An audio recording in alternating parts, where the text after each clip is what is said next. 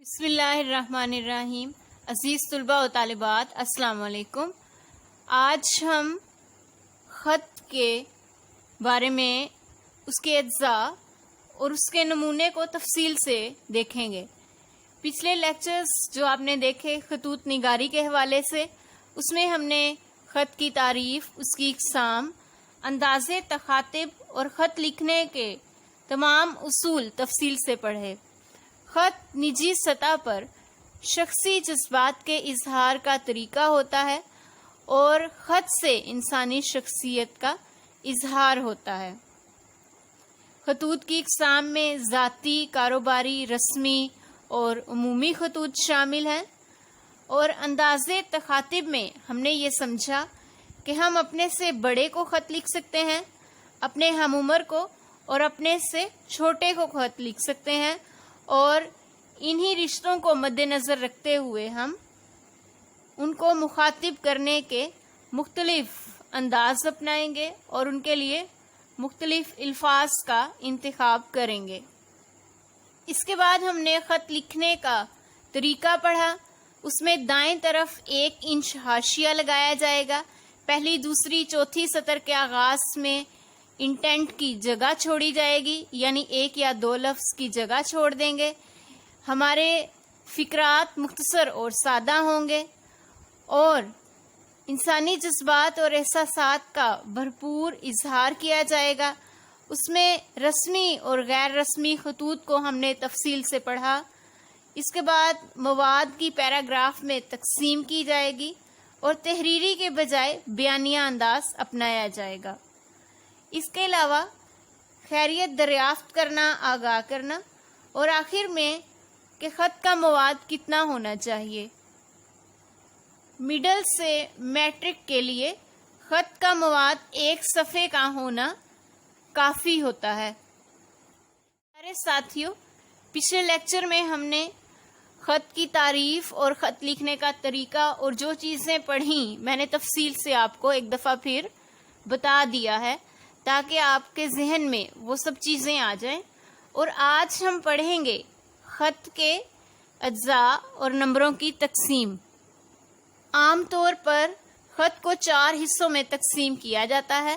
خط کی پیشانی یعنی آغاز، یہ 2 چیزیں خط کی پیشانی میں شامل ہیں۔ سب سے پہلے ہے خط تحریر کرنے والے کا پتہ، یعنی خط تحریر کرنے والا اپنا پتہ لکھتا ہے۔ امتحان میں تفصیلی پتہ لکھنے کی ضرورت نہیں ہے، ہم صرف امتحانی مرکز لکھ دیں گے۔ اور خط کے دائیں طرف 1 یا 2 لفظوں کی جگہ چھوڑ کر امتحانی مرکز لکھیں۔ تاریخ ہندسوں میں، مہینہ لفظوں میں اور سال ہندسوں میں تحریر کریں گے، یعنی خط لکھنے کی تاریخ کا طریقہ یہ ہوگا۔ امتحانی مرکز لکھنے کا بھی 1 نمبر ہے اور خط لکھنے کی تاریخ کا بھی 1 نمبر دیا جائے گا۔ اس کے بعد دوسرے نمبر پر آتا ہے القاب و آداب۔ مرتبے کے مطابق آپ القاب و آداب استعمال کریں گے۔ اگر والد صاحب کو خط لکھ رہے ہیں تو پھر قبلہ و کعبہ، والد مکرمی لکھنے کے بعد آپ السلام علیکم لکھیں گے۔ لیکن یہ خطاب لکھنے کے بعد آپ حرف ندائیہ استعمال کریں گے۔ جب کسی کو پکارا جاتا ہے تو ندائیہ کی علامت استعمال ہوتی ہے۔ اس کے بعد آتا ہے آداب۔ آداب کے لیے ضروری ہے کہ السلام علیکم ہی لکھیں۔ خواہ جس کو آپ خط لکھ رہے ہیں وہ آپ سے چھوٹا ہے یا بڑا ہے، آپ اس کو السلام علیکم ہی لکھیں گے۔ اب السلام علیکم میں لکھنے کا صحیح طریقہ کیا ہے؟ اس میں بچے بہت سی غلطیاں کرتے ہیں۔ السلام علیکم لکھتے وقت سین سے پہلے لام لکھا جائے گا اور میم کے اوپر پیش آئے گا، اور میم کے بعد واو نہیں لکھا جائے گا۔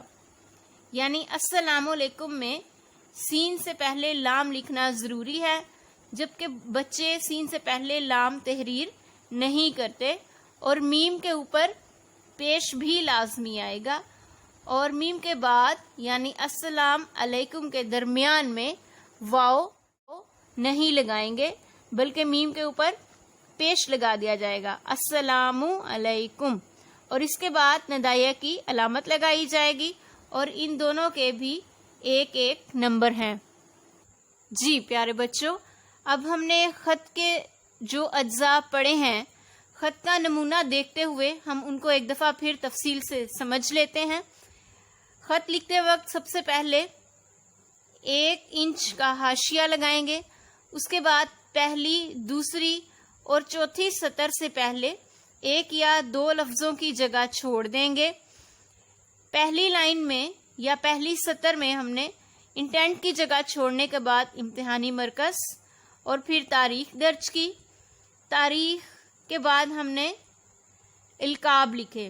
القاب لکھنے کے 2 طریقے ہو سکتے ہیں، ایک یہ کہ جہاں سے تاریخ ختم ہوئی اس کے نیچے آپ القاب شروع کر دیں، دوسرا طریقہ یہ ہو سکتا ہے کہ آپ القاب کو خط لکھنے کے درمیان میں، یعنی تیسری سطر کے درمیان میں آپ القاب تحریر کریں۔ القاب لکھنے کے بعد آپ نے ندائیہ کی علامت لازمی لگانی ہوگی۔ اس کے بعد چوتھی سطر میں السلام علیکم لکھنے سے پہلے بھی 1 یا 2 لفظ کی جگہ چھوڑیں گے، اور اگر آپ خط کو یہیں سے شروع کرنا چاہتے ہیں، یعنی السلام علیکم لکھنے کے بعد آپ پہلا پیرا یہیں سے آغاز اس کا کرنا چاہتے ہیں، تو یہاں آپ رابطے کی علامت لگائیں گے۔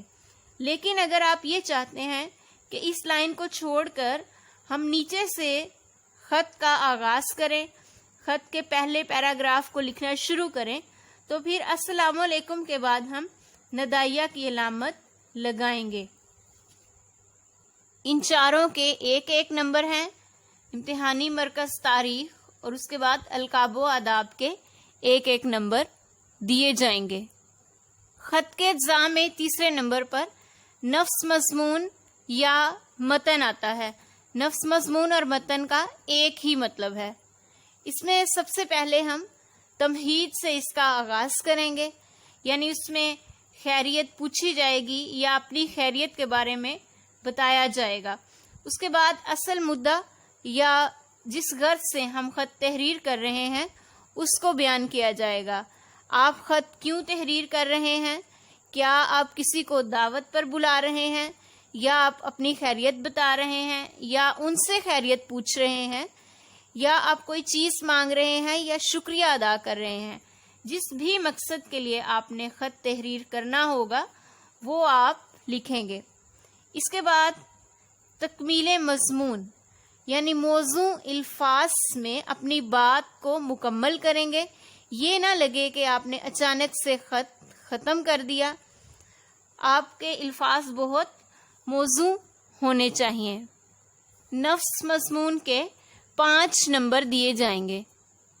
اس کے بعد ہے اختتامیہ۔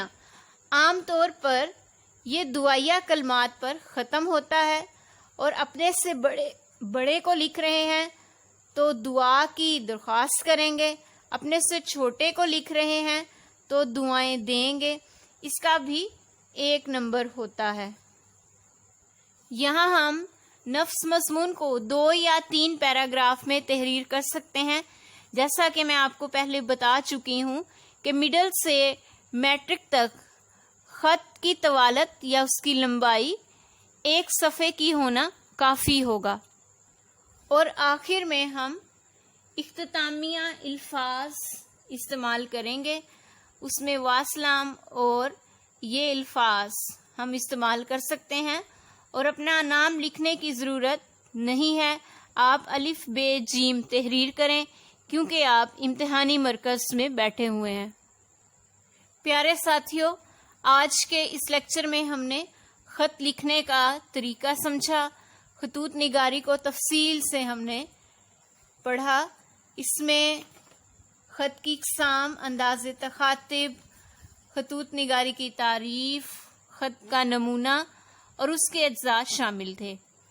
امید ہے آپ کو اس لیکچر کی اچھے سے سمجھ آ گئی ہوگی۔